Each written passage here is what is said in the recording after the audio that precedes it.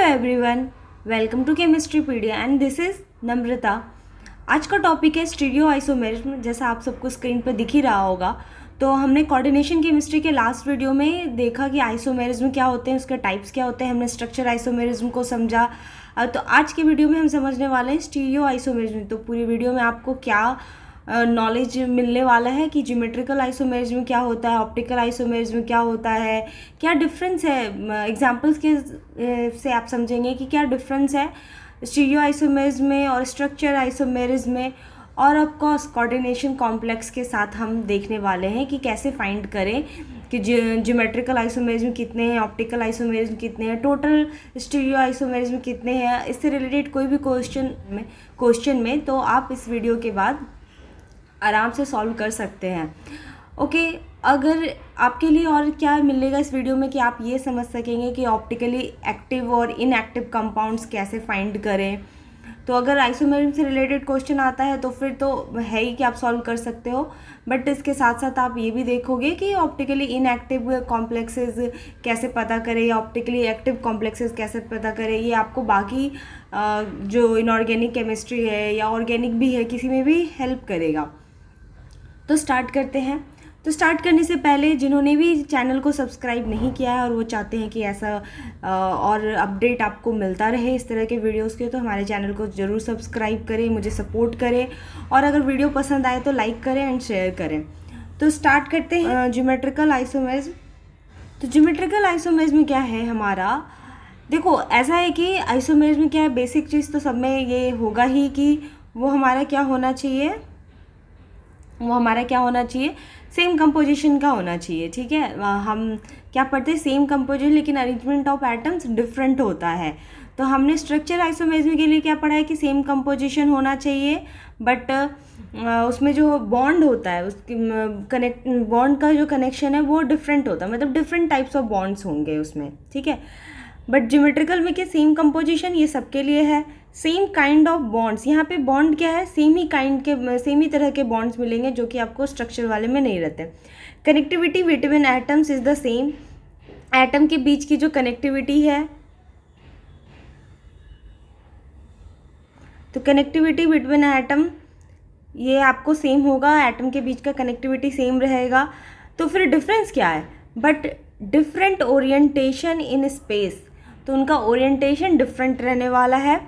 मतलब क्या हुआ इस बात का कि उनका पोजीशन डिफरेंट होगा। अगर कॉम्प्लेक्स की बात करें यहाँ पे, तो मतलब सेंट्रल एटम और जो लिगेंड के बीच का बॉन्ड है, कनेक्शन है, वो तो सेम रहने वाला है, लेकिन लिगेंड का पोजीशन यहाँ पर चेंज हो जाएगा। तो ये हमारा ज्योमेट्रिकल आइसोमेरिज्म होता है। तो आपको ये सारी बातें याद रखनी है।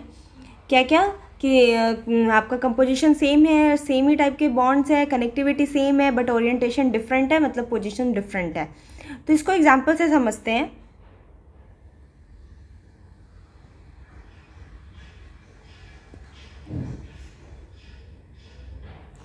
तो यहाँ पर एग्जांपल है हमारा ज्योमेट्रिकल आइसोमेरिज्म के लिए एग्जांपल है ये।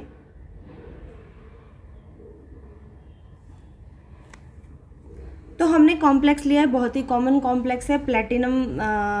ये आप लोग सब इसको जानते हैं, सिस प्लैटिन। तो ये सिस प्लैटिन, ट्रांस प्लैटिन, तो इसका एग्जांपल लिया गया है और इसको एग्जांपल से समझते। तो यहाँ पे क्या हो रहा है? अच्छा, ट्रांस और सिस क्या है जी? ये बहुत ही कॉमन एग्जांपल है ज्योमेट्रिकल आइसोमेरिज्म का। तो कौन ट्रांस होता है, कौन सिस होता है, इसका भी डिस्कशन करेंगे, बट अभी यहाँ पर बस हम डेफिनेशन को जस्टिफाई करते हुए देखते हैं कि क्या बोल रहा है डेफिनेशन में। तो यहाँ पे क्या है हमारा, ये ट्रांस है। देखो 180 डिग्री, अगर लिगेंड हमारा 180 डिग्री में है तो वो हमारा ट्रांस में आएगा। ठीक है, और अगर हमारा 90 डिग्री में है, जैसे यहाँ पे 90 डिग्री में है, किसी एक को तो रेफरेंस मानेंगे, तो यहाँ पे अमोनिया से को रेफरेंस मान के अगर चलते हैं तो ये तुम्हारा यहाँ पे हो गया 90 डिग्री, तो मतलब ये हो गया हमारा सिस में है। ठीक है, अब देखो यहाँ और उसमें क्या डिफरेंस क्या हो रहा है।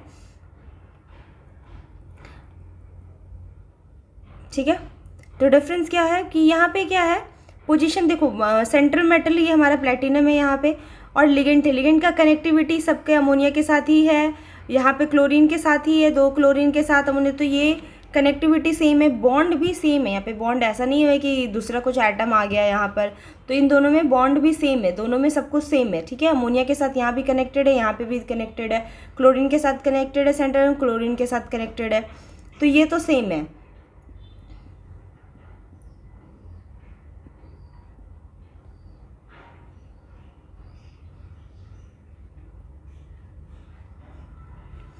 ठीक है, तो फिर क्या डिफरेंस है? अब देखो यहाँ पर क्या था, क्लोरीन, दोनों क्लोरीन इसके अपोजिट साइड में थे, ठीक है। बगल में अमोनिया है, एक बगल में इसका अमोनिया है। यहाँ पर क्या हो गया, एक क्लोरीन के बाजू में क्लोरीन है और दूसरे साइड अमोनिया है। अमोनिया के इधर एक अमोनिया है और एक साइड हमारा क्या, क्लोरीन है। बट यहाँ पे क्या है, यहाँ पे दोनों साइड क्लोरीन है अमोनिया की, या फिर क्लोरीन के दोनों साइड अमोनिया है, तो पोजीशन चेंज हो गया लिगेंड का, ठीक है। तो यही इसके डेफिनेशन में था कि पोजीशन चेंज हो जाएगा। तो ये एग्जांपल हो गया ज्योमेट्रिकल आइसोमेरिज्म का।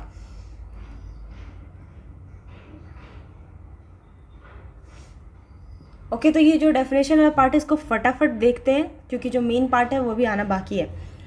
तो अब बात है कि तो फिर स्ट्रक्चर आइसोमर्स और उसमें क्या डिफरेंस है। जैसे कि एक हम लोग स्ट्रक्चर आइसोमर्स में लिंकेज आइसोमर्स को लेकर के समझते हैं, और ये आप जिन लोगों ने भी नहीं देखा है video, last video coordination chemistry का आइसोमरिज्म का पार्ट देख ले, तो उसमें सारा स्ट्रक्चर आइसोमर्स डिटेल में पूरा डिस्कशन किया गया है, आप वहाँ से देख सकते हैं। तो बस यहाँ पे क्या बताना है कि ये हम लोग एग्जाम्पल लेते हैं, तो यहाँ ये दोनों में देखते हैं, ये दोनों क्या है, ये दोनों स्ट्रक्चर आइसोमरिज्म के एग्जाम्पल है, लिंकेज आइसोमर्स के एग्जाम्पल है। तो यहाँ पे नहीं लिखी हूँ, यहाँ पे सब जगह क्या होगा, ओके, अमोनिया होगा, ठीक है, सेम अमोनिया अमोनिया, यहाँ पे अमोनिया होगा, यहाँ पे भी अमोनिया अमोनिया, ठीक है। यहाँ पे क्या है, ऑक्सीजन के साथ कोबाल्ट का बॉन्डिंग हो रहा है, ऑक्सीजन एटम के साथ, और यहाँ पे क्या हो रहा है, नाइट्रोजन एटम के साथ कोबाल्ट का बॉन्डिंग हो रहा है। तो यहाँ पे अब क्या हो रहा है कि बॉन्ड दोनों में क्या है, बॉन्ड डिफरेंट है, ठीक है। एक में नाइट्रोजन एटम के साथ है, एक में ऑक्सीजन एटम के साथ है। बाकी कंपोजिशन सेम है, सब कुछ सेम है, यहाँ पर atom number of atom same है, बट बॉन्ड डिफरेंस है। यहाँ पे ये क्या है, ये हमारा नाइट्राइटो है, नाइट्राइटो, और ये नाइट्रो है, दोनों लिगेंड डिफरेंट है, सेम लिगेंड नहीं है ये, बट फॉर्मूला सेम है, ठीक है। तो ये यहाँ पे अगर ये ज्योमेट्रिकल होता तो ये ज्योमेट्रिकल आइसोमर्स नहीं हो सकते हैं, ये हमारा स्ट्रक्चर आइसोमर हो गए। नेक्स्ट देखते हैं,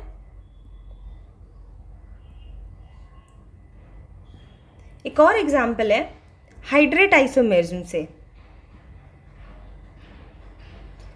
तो ये हाइड्रेट का ये दो कॉम्प्लेक्स लेते हैं हाइड्रेट आइसोमेरिज्म का, तो यहाँ पे देखो क्या डिफरेंस हो रहा है। अब यहाँ पे देखो बॉन्ड कंपोजिशन, तो ओवरऑल कंपोजिशन और सब कुछ सेम है, नंबर ऑफ एटम सेम है, सेम काइंड ऑफ एटम भी है, 3 क्लोरीन है, यहाँ 3 क्लोरीन है, 6 एक्वा मॉलिक्यूल्स है, यहाँ पे भी 6 एक्वा मॉलिक्यूल्स है। एक सेकेंड, यहाँ पे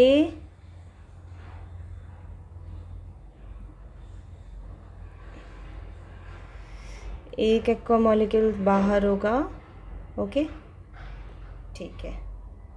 तो अब हो गया, तो 6 है, 6 है। तो अब देखो यहाँ पे क्या हो रहा है, जो कॉम्प्लेक्स है उसके स्ट्रक्चर बता रहे हैं, ये तो आयंस के फॉर्म में है बाहर, तो यहाँ पे आपका 6 वाटर मॉलिक्यूल्स हो जाएगा,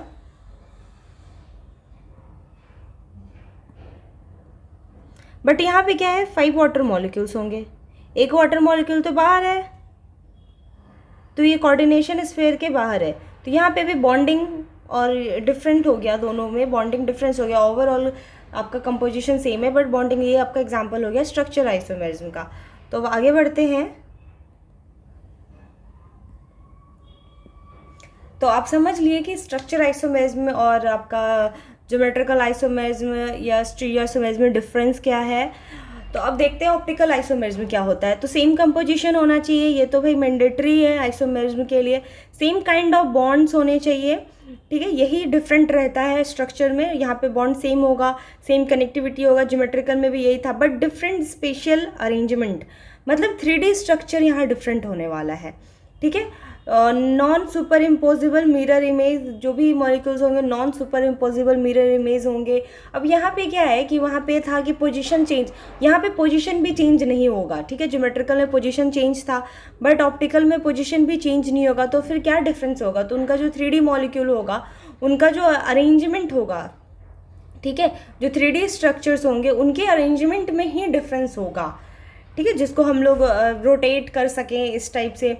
तो और उनका जो आपस में जो आइसोमर्स होंगे, जो आपस में होंगे, वो non super imposable mirror image होंगे, बट वो नॉन सुपर इम्पोजिबल होंगे, ठीक है, लाइक वो इनांशियोमर्स होंगे, ठीक है। ऑप्टिकल आइसोमर्स के लिए हम लोग यूज़ करते हैं, जो ऑप्टिकली एक्टिव होते हैं वो इनांशियोमेरिक पेयर्स होते हैं, ठीक है। तो इसको अब एग्जाम्पल से समझते हैं। तो ये कॉम्प्लेक्स है हमारा कोबाल्ट का, और ये लिगेंड है जो कि है इथाइलिन डाइएमाइन। इसका स्ट्रक्चर ये होता है, ये आपको फर्स्ट वीडियो में मिल जाएगा कोऑर्डिनेशन के, उसमें टाइप्स ऑफ लिगेंड्स एक्सप्लेन किया गया है, और जितने भी लिगेंड्स के एग्जाम्पल, लिगेंड्स के एब्रीविएशंस हैं, फॉर्मूला कौन बाइडेंटेड है, अच्छा ये हमारा यहाँ पे बाइडेंटेड लिगेंड है, ठीक है। तो ये सब कुछ आपको वहाँ पे मिल जाएगा, आप वीडियो देख सकते हो। ये ऊपर आपको आई बटन में भी वीडियो का लिंक मिल जाएगा, और आपको डिस्क्रिप्शन में भी नीचे दोनों वीडियो के लिंक मिल जाएंगे कोऑर्डिनेशन केमिस्ट्री के। तो ये इसका स्ट्रक्चर है। अब 3D स्ट्रक्चर इस तरह से 2D में ड्रॉ करना पॉसिबल नहीं है, बट आप समझ सकते हो फिर भी। तो ये देखो, ये एक्चुअली कैसा होता है कि इस तरह से होता है, ऑक्टाहेड्रल है। तो ये जो है ये चिलेटिंग लिगेंड्स होते हैं, जो भी हमारे ऐसे बाइडेंटेड ट्राइडेंटेड लिगेंड्स आते हैं, सारे चिलेटिंग लिगेंड्स होते हैं, ठीक है। ये रिंग फॉर्म करते हैं, चिलेशन फॉर्म करते हैं। तो यहाँ पे क्या होगा, ये इस तरह से अटैच्ड होगा, ये जो है ये एक्चुअली ऐसा है, ठीक है। ये जो रिंग बनाया गया है ये इस तरह से हो, तो ये बहुत स्पेस लेगा और समझने में इस तरह से आसान होगा, इसलिए रिंग बना दिया गया। तो यहाँ पे क्या होगा, जैसे इन दोनों को अटैच किए, यहाँ पे एक नाइट्रोजन है, यहाँ पे एक नाइट्रोजन है, फिर यहाँ है, या फिर आप चाहो तो ऐसा ऐसा और ऐसा, और फिर इसको ऐसा, ये नहीं कर सकते हो, ठीक है, ये रॉन्ग है। 180 डिग्री में हम इस तरह से बाइडेंटेड लिगेंड्स या ट्राइडेंटेड लिगेंड्स को नहीं अरेंज कर सकते हैं। तो चिलेटिंग रिंग्स इस तरह से 180 डिग्री में नहीं होगा। कभी भी हमें करना है तो स्ट्रक्चर कैसे करना है, 90 डिग्री में ही रिंग बनेगा, ठीक है। तो 90 डिग्री में बनाना है, तो या तो यहाँ से यहाँ बन जाए, यानी कि ऐसे हो जाए, या फिर जो है ये वाला स्ट्रक्चर हो जाए। तो फिर यहाँ पर क्या है, तो एक तरह से तो हम लोग इस तरह से स्ट्रक्चर को ड्रॉ कर सकते हैं। एक स्ट्रक्चर ये हो सकता है, स्ट्रक्चर फर्स्ट।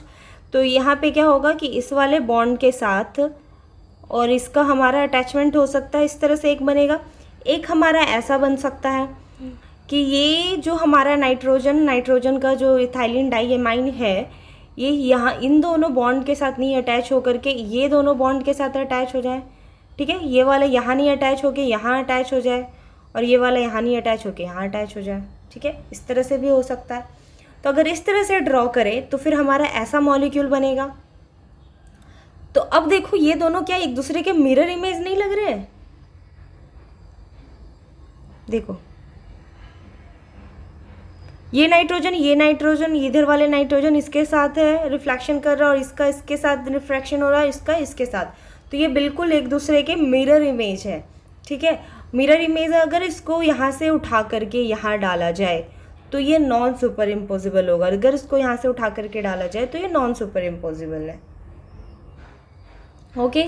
तो ये एग्जाम्पल हो गया, मतलब ये क्या है, हमारा ऑप्टिकली एक्टिव है,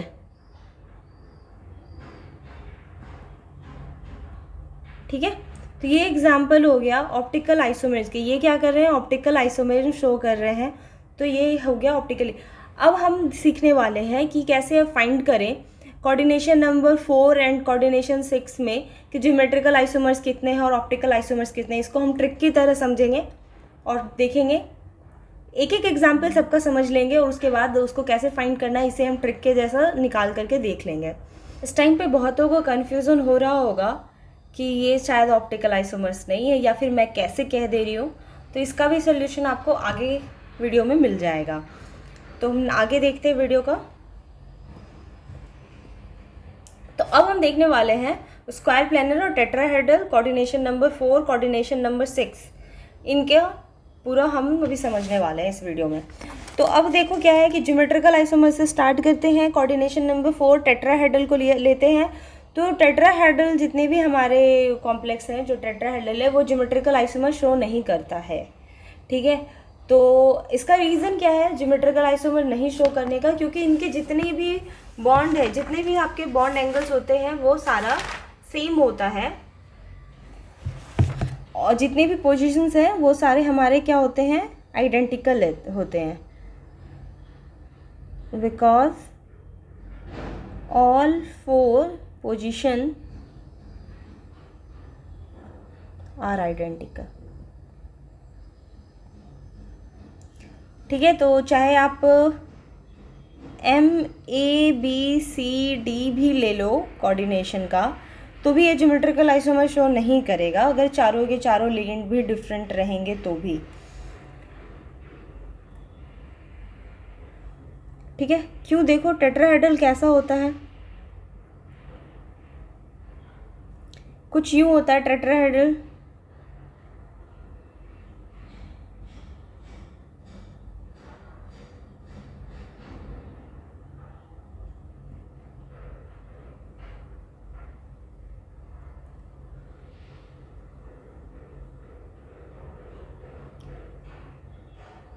तो चाहे बॉन्ड एंगल डी और सी के बीच का हो, CB के बीच का हो, या फिर बोला जाए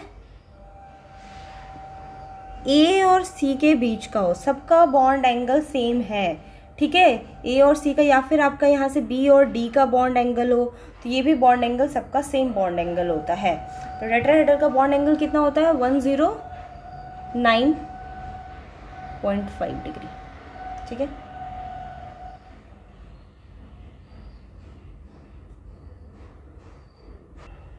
ठीक है। तो चाहे एंगल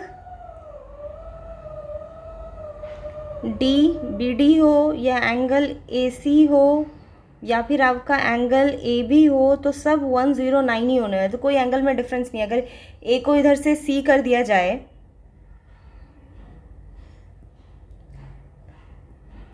तो अगर यहाँ पे C और यहाँ पे A कर दिया जाए, तो भी आप किसी भी एंगल से देखोगे, किसी भी एंगल से देखोगे तो ये बिल्कुल सेम दिखेगा, ठीक है। तो अब आगे देखें।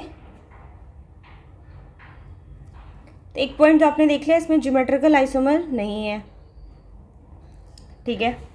अब बात करते हैं ऑप्टिकल आइसोमरिज्म का।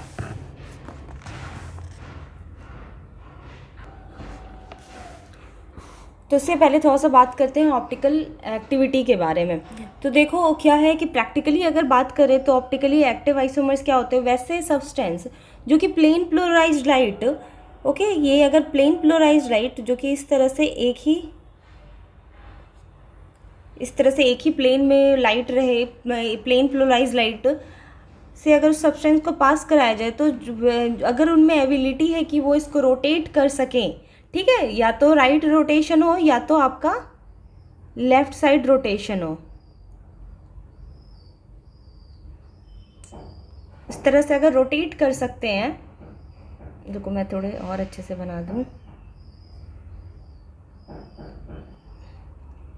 तो वो सब्सटेंस जिनमें एबिलिटी है कि वो प्लेन पोलराइज्ड लाइट को रोटेट कर सके, तो वो ऑप्टिकली एक्टिव होते हैं। ये प्रैक्टिकली बात करते हैं हम लोग, ठीक है। ये प्लेन पोलराइज्ड लाइट है, तो अगर वो हमारा लेफ्ट रोटेशन करते हैं तो वो हो जाता है लेवो, और अगर राइट करते हैं तो वो हो जाता है डेक्स्ट्रो, ठीक है। यानी कि DL हो गया, ये DL हो गया और ये L हो गया, ठीक है, DL पे है। और अगर नहीं करते हैं तो ये तो हो गया, तब वो होंगे क्या? Optically active. और अगर नहीं करते हैं, सेम इसी तरह अगर मिल जाता है प्लेन पोलराइज्ड लाइट, तो ये हो जाएगा क्या? इनएक्टिव। तो ये मुझे लगा ये आप लोगों के लिए समझना जरूरी है, इसलिए ये पार्ट मैं बता दे रही हूँ, बस इतना सा, ठीक है। कौन L है कौन D है ये प्रैक्टिकली हम लोग निकाल सकते हैं। तो अब हम देखते हैं कि कॉम्प्लेक्स में कैसे देखते हैं। तो फर्स्ट पॉइंट है ऑप्टिकली एक्टिव या इनएक्टिव होने के लिए कि वो हमारा क्या नहीं होना चाहिए, okay, should not be any plane of symmetry, उनमें हमारा किसी भी तरह का प्लेन ऑफ सिमेट्री नहीं होना चाहिए। अगर उसमें किसी भी तरह का प्लेन ऑफ सिमेट्री होता है तो वो इनएक्टिव होगा, और अगर नहीं तब फिर वो एक्टिव होंगे। दूसरे क्या होना चाहिए कि जो भी मिरर इमेज बनेगा वो सुपर इम्पोजिबल नहीं होना चाहिए, मतलब non super imposable mirror image होगा, तभी हम कह सकेंगे कि वो कॉम्प्लेक्स हमारा ऑप्टिकली एक्टिव है, यानी कि वो हमारा ऑप्टिकल आइसोमर शो करता है। अब इसको समझते हैं टेट्राहेड्रल के एग्जाम्पल में। तो अगर हम ये लेते हैं MABCD, अब जो ये भी लिखा रहा है MABCD, यहाँ पे M का मतलब है कि कोई भी सेंट्रल एटम होगा, ABCD या आगे EF जो भी यूज़ करने वाली हूँ मैं, ये सारे लिगेंड्स हैं, ठीक है। और ये सारे यहाँ पे क्या है, मोनोडेंटेड लिगेंड्स है, ठीक है। अगर बाईडेंटेड लिगेंड के लिए यूज़ करूँगी तो वो A रहेगा, ठीक है। और अगर बाईडेंटेड लिगेंड हमारा ये सिमेट्रिकल, ठीक है, सिमेट्रिकल बाईडेंटेड लिगेंड के लिए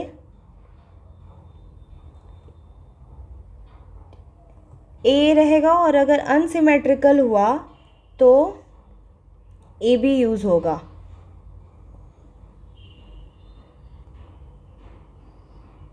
तो ये मैं पहले ही बता दे रही हूँ, अभी बता रही हूँ। इसका मतलब ये है कि दोनों डोनर एटम हमारे सेम होंगे, जैसे कि EN, इनमें दोनों डोनर एटम नाइट्रोजन है। इसमें मतलब है कि दोनों डोनर एटम डिफरेंट होंगे, ठीक है। अब फिर से वापस आते हैं एग्जाम्पल के साइड में। आई होप अभी तक सबको क्लियर है। तो मेटल हो गया, अब ये टेट्राहेड्रल है तो कॉम्प्लेक्स कैसा होगा, ABCD। इसका ज्योमेट्रिकल आइसोमेरिज्म के बारे में बता चुकी हूँ मैं। तो किसी भी टाइप का टेट्राहेड्रल हो उनमें ज्योमेट्रिकल आइसोमेरिज्म नहीं होता है। अब बात करते हैं ऑप्टिकल का। तो इसको आपको 3D में एज्यूम करना होगा कि इसमें हमारा किसी भी तरह का मिरर इमेज है या नहीं है। अगर मिरर इमेज होता है तो ये ऑप्टिकली इनएक्टिव है, और अगर मिरर इमेज नहीं होता है तो ऑप्टिकली एक्टिव है। अब आप देखो, ये आपका एक बैक साइड हो गया, ठीक है। इसको थोड़ा सा ऐसे समझाना थोड़ा सा टफ है, बट ठीक है, आप थोड़ा इमेजिन करो।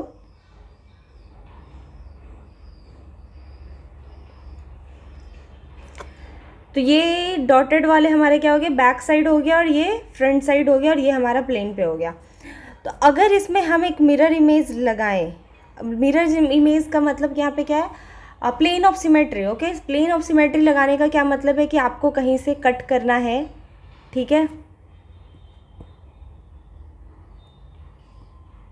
सेम टाइप आपको इस तरह से एक मिरर लगाना है, ठीक है। 180 डिग्री आपको कट करना है, बिल्कुल एकदम 180 डिग्री कट करके देखना है सारे साइड से, चाहे बॉन्ड के साइड से, दो मॉलिक्यूल के बीच से, पूरा इस तरह से एक इमेजिन करना है कि आपने बीच में एक मिरर रखा है, ठीक है। बीच में बिल्कुल मिरर रखा है, क्या आमने सामने जो पड़ रहा है उसके, क्या उन दोनों का एक दूसरे के साथ रिफ्लेक्शन हो रहा है। अगर रिफ्लेक्शन हो रहा है तो मतलब उसमें प्लेन ऑफ सिमेट्री प्रेजेंट है, ठीक है, तब प्रेजेंट होगी। और अगर इस तरह से नहीं हो रहा है, मतलब यहाँ पे B है, यहाँ पे A है, और इस साइड भी A है, तो दोनों का रिफ्लेक्शन हो रहा है, मतलब प्रेजेंट है। और अगर उधर A है और इधर B है तो मतलब रिफ्लेक्शन नहीं हो रहा है, तो मतलब ये एब्सेंट है। तो ये कैसे करना है, यहाँ पे हम एक AB को एक साइड रख करके, CD को एक साइड रख करके, इसके बीच में एक हम प्लेन ऑफ सिमेट्री बिल्कुल इसको काट कर देखते हैं तो क्या होगा। तो आपको इमेजिन करना है कि A और B उस साइड, मतलब किसी भी बॉन्ड को ब्रेक नहीं कर रहे हो आप, ठीक है। M से सीधा ऐसे कट करके जा रहे हो। तो जब आप ऐसे कट कर रहे हैं तो भी इसमें ऐसा कुछ नहीं होगा।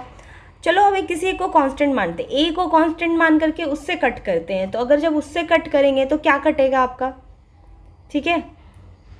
अगर उससे रख करके भी आप कट करोगे तो आपका ABD पूरा का पूरा इस तरह से कट जाएगा, C बचेगा, ठीक है। तो मतलब इसका भी कोई रिफ्लेक्शन नहीं हो रहा है किसी साइड, उस साइड रिफ्लेक्शन नहीं हो रहा है। जब आप ऐसे कर रहे हो तो ए के अपोजिट डी है, बी के अपोजिट सी है,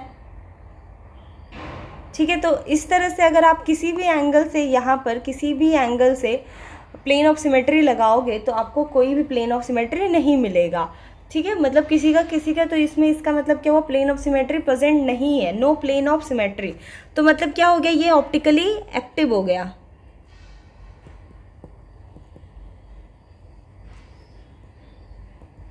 मतलब ये ऑप्टिकल आइसोमेरिज्म शो करते हैं। तो ये क्या हो गया, टेट्राहेड्रल का इस टाइप के मॉलिक्यूल अगर होंगे तो ये ABCD तो एग्जाम्पल हो गया।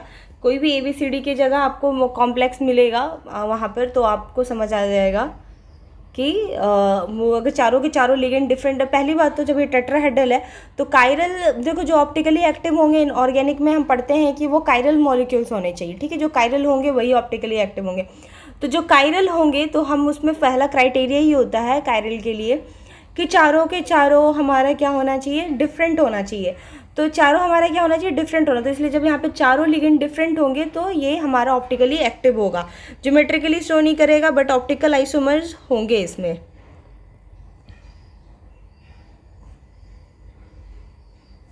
ठीक है। बाकी कंडीशन और क्या क्या हो सकता है,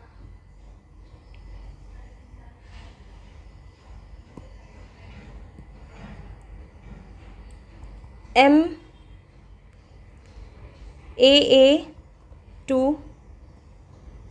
MAB2, ये तो रिंग वाले हो गए मोनो। MAB2C MABCD।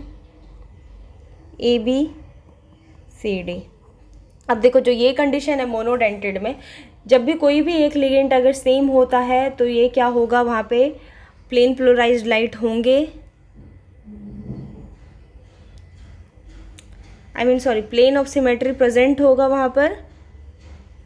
तो ये क्या होंगे, ऑप्टिकली इनएक्टिव होंगे। जब भी चारों अगर डिफरेंट नहीं होकर के सेम होते हैं तो वो हमेशा हमारा टेट्राहेड्रल के केस में ऑप्टिकली इनएक्टिव होगा। अब अगर इसका बात करें तो इसको अगर ड्रॉ करें तो ये क्या हो जाएगा,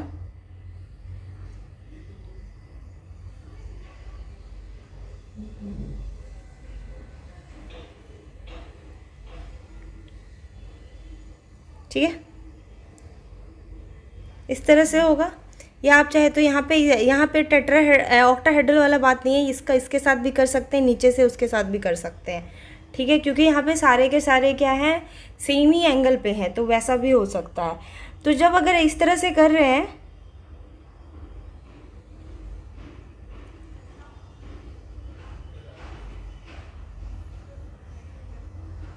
ठीक है, तो ये क्या है, थोड़ा सा टिल्ट है ना। मतलब ये हमारा ये वाला बॉन्ड इसके परपेंडिकुलर, मतलब ये जो है इस वाले के परपेंडिकुलर पड़ेगा, ठीक है। तो अगर आप इसको कट करोगे, ठीक है, 180 डिग्री इस तरह से कट करना है, तो क्या रिफ्लेक्शन होगा, नहीं। जब वो टिल्ट है, थोड़ा परपेंडिकुलर है, तो अगर इसके रिस्पेक्ट में अगर काटूं ऐसे कट करके, तो हाँ इसमें क्या होगा, परपेंडिकुलर हो गया है। एक लाइन ऐसे है, दूसरी लाइन इस तरह से है। तो अगर इसको पूरा का पूरा कट कर दें, ये वाले बॉन्ड को पूरा का पूरा कट करके ऐसे निकले, तो ये तो हाफ हाफ हो जाएगा, ये इक्वली डिवाइड हो जाएगा हमारा। तो ये इक्वल डिवाइड हो गया, तो मतलब क्या है, इसमें हमारा प्लेन ऑफ सिमेट्री प्रेजेंट है, ठीक है। मतलब इसमें सिग्मा लग रहा है प्लेन ऑफ। अगर इसके रिस्पेक्ट में काटें तो भी क्या होगा, ऐसे पूरा कटेगा, ठीक है। उसके लिए और ये हाफ हाफ डिवाइड हो जाएगा। तो यहाँ पर भी क्या हो रहा है हमारा, और ऐसा क्यों हो रहा है, इसको देखो,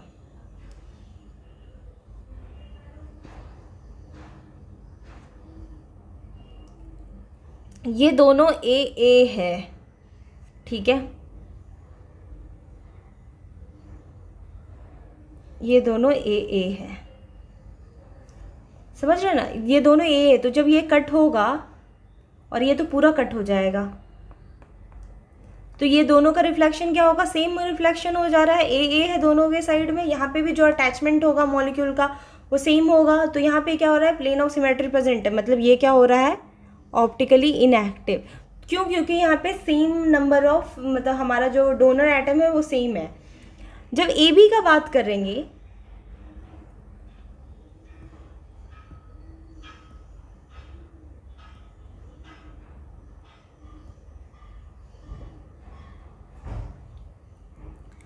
तब यही केस क्या होगा, ये बी ए हो जाएगा, ए बी हो जाएगा, ऐसा हो सकता है। ठीक है, या फिर आप बी को यहाँ पे लिख लो, ए को वहाँ लिख दो, सब जगह से एंगल तो सेम ही होने वाला है, सब जगह से सेम होने वाला है क्योंकि सब एंगल सेम है। तो ये क्या है, अब ये पार्ट इसका परपेंडिकुलर है, तो जब इस तरह से कट होगा, ये इसको हाफ काट रहा है और इसको क्या जा रहा है, इसको ओवरऑल काटते हुए जा रहा है। ठीक है, तो जिसको काट रहा है उसको आप चाहो तो पूरा फेड कर लो। ठीक है, इसको पूरा का पूरा काटते हुए जा रहा है और इसको हाफ काट रहा है। तो इसका मतलब क्या हुआ, ए का बी के साथ रिफ्लेक्शन होता है। जहाँ जिस एंगल से भी आप काटोगे उसके अपोजिट देखना है। अगर आप इस तरह से काट रहे हैं तो ऐसे देखना है, और अगर इस तरह से काट रहे हैं तो यहाँ का यहाँ के साथ देखना है, ऐसे ऐसे देखना है। कैसे भी काटेंगे उसका उसके साथ। ऐसे काट रहे हैं तो यहाँ पे किसका किसका रिफ्लेक्शन होना चाहिए, ए और बी में। ए का यहाँ पे ए नहीं है, बी है, उसकी जगह पे डोनर एटम डिफरेंट है। तो यहाँ क्या हो गया, प्लेन ऑफ सिमेट्री यहाँ पे प्रेजेंट नहीं है। इसके अपोजिट अगर इधर से काट के देखेंगे तो भी डिफरेंट है। तो यहाँ पे भी क्या हो गया, प्लेन ऑफ सिमेट्री प्रेजेंट नहीं है, तो ये क्या हो गया, ऑप्टिकली एक्टिव हो गया। तो जब भी डोनर एटम डिफरेंट रहेगा, यानी कि अनसिमेट्रिकल बाइडेंटेड लिगेंड्स होंगे, तो वो हमारे ऑप्टिकली एक्टिव होंगे टेट्राहेड्रल के केस में। ठीक है, तो अब क्या है, ए बी सी डी। ठीक है, अगर चारों डिफरेंट केस हो रहे हैं तो भी तो वो ऑप्टिकली एक्टिव हो जाएगा। ठीक है, ये हो गया आपका टेट्राहेड्रल के लिए। यहाँ पे आप समझ गए होंगे कि ज्योमेट्रिकल आइसोमेरिज्म टेट्राहेड्रल में हमारा कितना होता है, ज्योमेट्रिकल आइसोमेरिज्म टेट्राहेड्रल में कितने होते हैं, और ऑप्टिकल आइसोमेरिज्म कौन कौन से शो करते हैं। एक थोड़ा सा हम समरी देख लेते हैं इसके लिए। हमने देखा में कि कोई भी केस का मोनोडेंटेड लिगेंड रहेगा जिसमें चारों डिफरेंट नहीं है, तो सारे हमारे क्या होंगे, ऑप्टिकली इनएक्टिव होगा। यानी कि MAB2C ए एक्टिव नहीं है, यानी कि ऑप्टिकल आइसोमेरिज्म शो नहीं कर रहे हैं। MAA यानी कि अगर दोनों सेम है तो वो भी हमारे नहीं हैं। MAB या CD रहे तो वो है, या फिर MAB होल्ड। ठीक है, तो ये आपको समझ आ गया कि ये टेट्राहेड्रल का समरी हो गया हमारा कि इसमें क्या है। तो जो भी ऑप्टिकल आइसोमर्स होते हैं वो एनांशियोमेरिक पेयर्स होते हैं। अगर क्वेश्चन इस टाइप से पूछ ले कि इनमें से कौन एनांशियोमेरिक पेयर्स हैं, तो भी आपको ऑप्टिकल एक्टिव और इनएक्टिव ही देखना है। जो ऑप्टिकली एक्टिव है वो एनांशियोमर्स होते हैं आपस में। क्यों, एनांशियोमर्स का हमारा डेफिनेशन होता है non super imposable mirror image. अगर क्वेश्चन में ये पूछे कौन ऑप्टिकली एक्टिव है तो आपको यहाँ से निकाल सकते हो। क्वेश्चन में और क्या पूछ सकता है, total number of stereo isomers पूछ सकते हैं, तो वो इन दोनों का सम हो जाएगा। तो यहाँ पे क्या होगा, जैसे कि ये केस है हमारा, तो यहाँ पे क्या हो जाएंगे, और आपका ऑप्टिकल आइसोमर्स और ज्योमेट्रिकल शो नहीं कर रहा, ऑप्टिकल शो कर रहा है। ठीक है, तो 2 हो जाएगा। क्यों, क्योंकि अगर ये नहीं भी शो कर रहा है ज्योमेट्रिकल, तो एक तो वो खुद है ना, एक तो वो खुद है जो कि वो है ज्योमेट्रिकल, तो 1 प्लस और एक इसका हमारा, मतलब जब भी कभी देखा जाए तो ऑप्टिकल आइसोमर्स जो 2 होंगे ना, वो दोनों तो आपस में डिफरेंट होंगे। एक L होगा एक D होगा, तो दोनों तो डिफरेंट होगा, तो हमारा क्या हो जाएगा, टोटल स्टीरियो आइसोमर्स इसके लिए 2 हो जाएंगे। ठीक है, या तो आप इस तरह से समझ लो, यानी कि 0 + 2, या आप लोग सब जानते हो ज्योमेट्रिकल प्लस ऑप्टिकल। तो जो ज्योमेट्रिकल आइसोमर्स शो नहीं भी कर रहे हैं तो वो 0 नहीं, ज्योमेट्रिकल आइसोमर्स उसमें 0 नहीं 1 होगा। 1 हमेशा, एक वो खुद रहेगा जो कि वो ज्योमेट्रिकल रहेगा, तो वो 1 हमेशा रहेगा।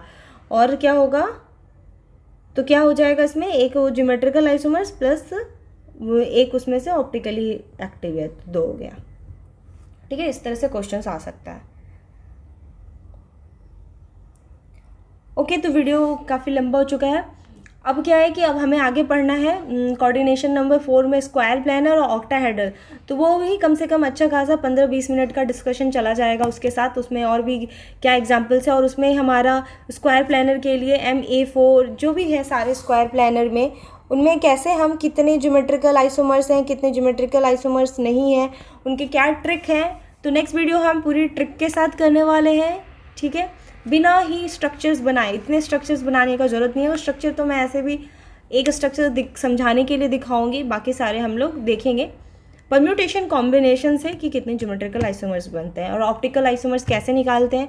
सेम प्रोसेस वहाँ पे भी करना है हमें। प्लेन ऑफ सिमेट्री निकालनी है। प्लेन ऑफ सिमेट्री प्रेजेंट है तो ऑप्टिकली इनएक्टिव है, और नहीं प्रेजेंट है तो ऑप्टिकली एक्टिव है। तो मिलते हैं नेक्स्ट वीडियो में स्क्वायर प्लेनर और हमारा ऑक्टाहेड्रल के लिए आइसोमर्स की बात करेंगे। तो देखते रहिए हमारे वीडियो को। जो भी नए जॉब अपडेट्स आएंगे या फिर इंटर्नशिप के लिए आएंगे वो भी आपको इस वीडियो में मिलता रहेगा, केमिस्ट्री से रिलेटेड, साइंस वालों की टॉपिक से रिलेटेड। तो हमारी वीडियो को लाइक करें, शेयर करें और सब्सक्राइब करना ना भूलें। Thank you.